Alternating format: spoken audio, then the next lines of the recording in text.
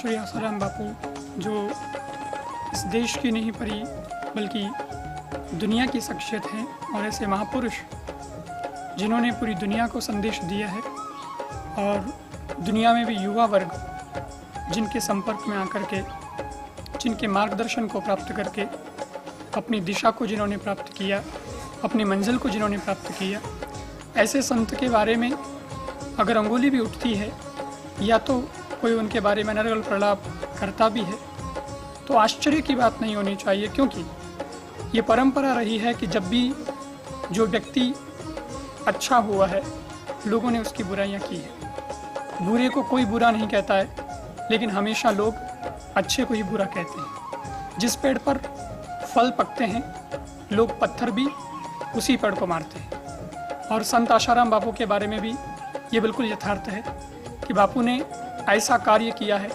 इस देश के लोगों को जगाया है, युवाओं की अंतर चेतना को जगाया है, उन्हें मार्गदर्शन दिया है। और इसी वजह से हो सकता है कि कुछ लोगों को तकलीफ हुई हो और उन्हीं लोगों ने इस प्रकार का षड्यंत्र रचा है। मैं ये कह देना चाहता हूँ कि संत श्री आसाराम बापू के बारे में जो भी अभी मीडिया पर दिखाया जा रहा है, जो चर्चाएं चल रही है, उन सब के पीछे षड्यंत्र सा महसूस हो रहा है।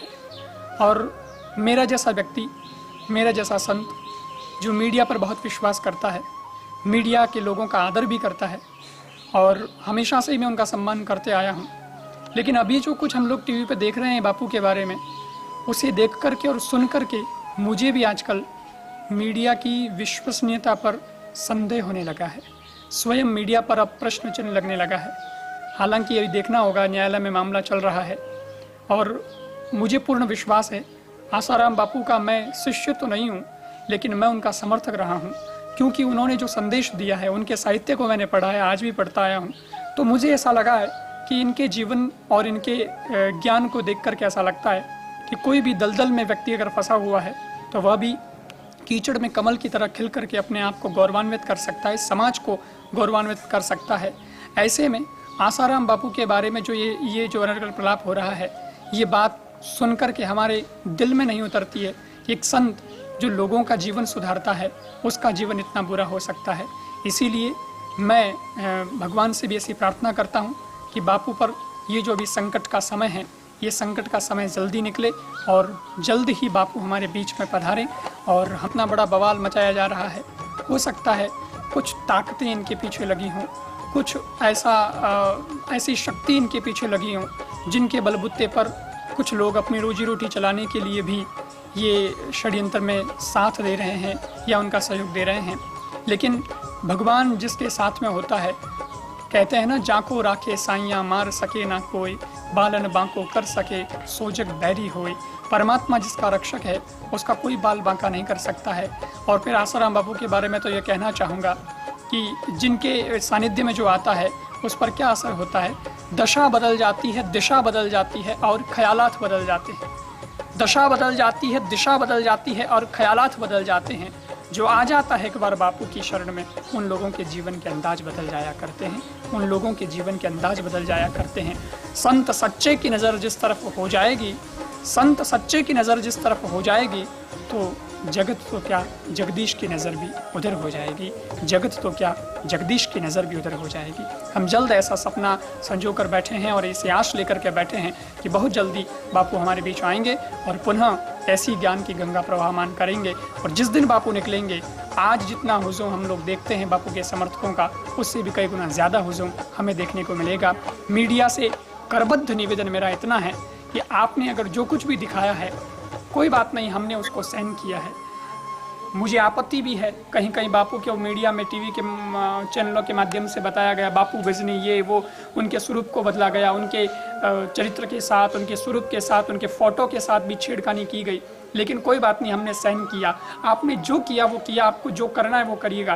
लेकिन जिस दिन बापू पाक साफ निकलें, जिस दिन न्यायालय आपको न्याय दे, बापू को न्याय दे, और जिस दिन ये सब कुछ साबित हो जाए कि बापू बिल्कुल निर्दोष हैं, तो जितना बड़ा चढ़ा करके आज आपने बापू को दोषी बताया है, उसी प्रकार आप वापस बापू को, जब बापू निर्दोष निकल जाएं, तो सच का सच भी दुनिया के सामने इसी प्रकार बड़ा चढ़ा करके बताएं, ताकि लोग गुमराह ना हो और लोगों को ये पता चले कि बापू हमारे पाक साफ है। भारत की संस्कृति ऐसी संस्कृति है जिस संस्कृति को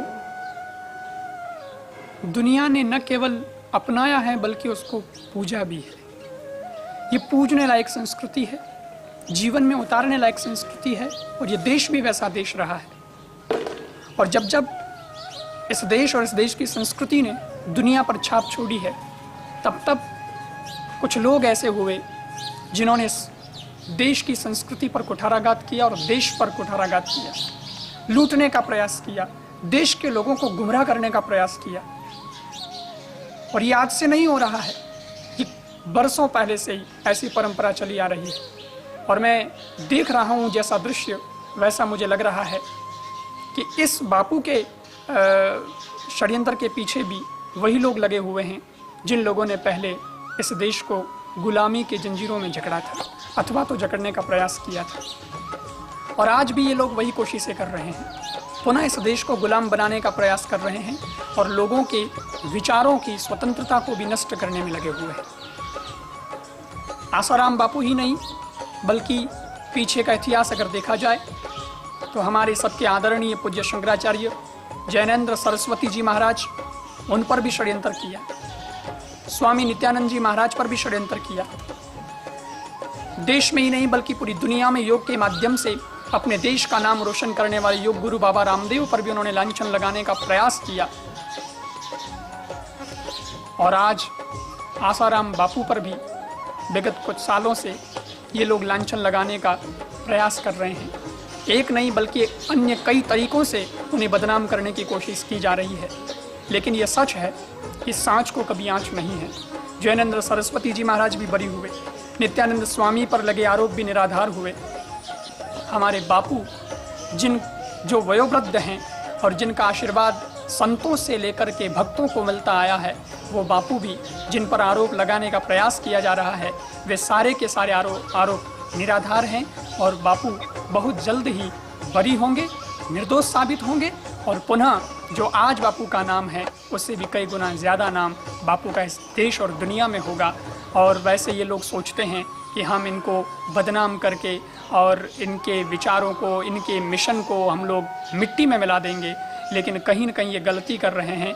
या तो गलती कर रहे हैं, या फिर मैं ये भी कह सकता हूँ कि शायद भगवान की ये मर्जी है कि वैसे तो बापू के भक्तों ने इनका नाम बापू का बढ़ाया है, लेकिन इस बार इन लोगों के बहाने भी बापू का नाम बढ़ेगा और बापू के बदनामी की बजाय बापू का नाम रोशन ही होगा।